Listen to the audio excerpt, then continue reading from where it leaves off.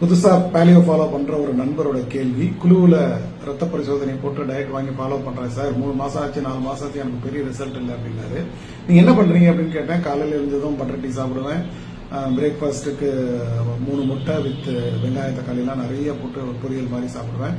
திருப்பி ஒரு 11 மணிக்கு ஒரு 100 கிராம் ரோஸ்டட் ஆல்மண்ட் சாப்பிடுவேன். மதியம் நிறைய வெஜிடபிள்ஸ் சாப்பிடுவேன். ஒரு கப்பு தயிர் சாப்பிடுவேன். மறுபடியும் சாயந்தரம் பசிக்கிற மாதிரி இருக்கும், அதனால ஒரு 4 கொய்யாக்காய் சாப்பிடுவேன். மறுபடியும் ஒரு பட்டர் டீ சாப்பிடுவேன்.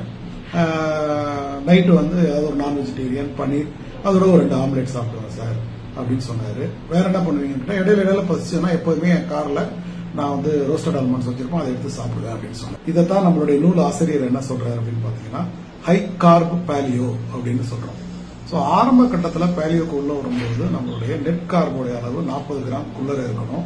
அதை பேஸ் பண்ணி தான் நம்ம டயட் கொடுக்குறோம். ஸோ அதை ஃபாலோ பண்ணுங்க. குறைஞ்சது ஒரு நாளைக்கு 12 மணி நேரமாவது நம்ம விரதம் இருக்கணும்.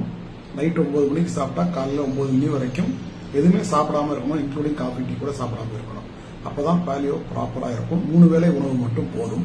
கொடுக்குற டயட்டை மட்டும் சாப்பிடுங்க. மெயின்டெனன்ஸ் டயட்ல அதோட அளவு வேணா நம்ம கொஞ்சம் இன்க்ரீஸ் பண்ணிக்கலாம்.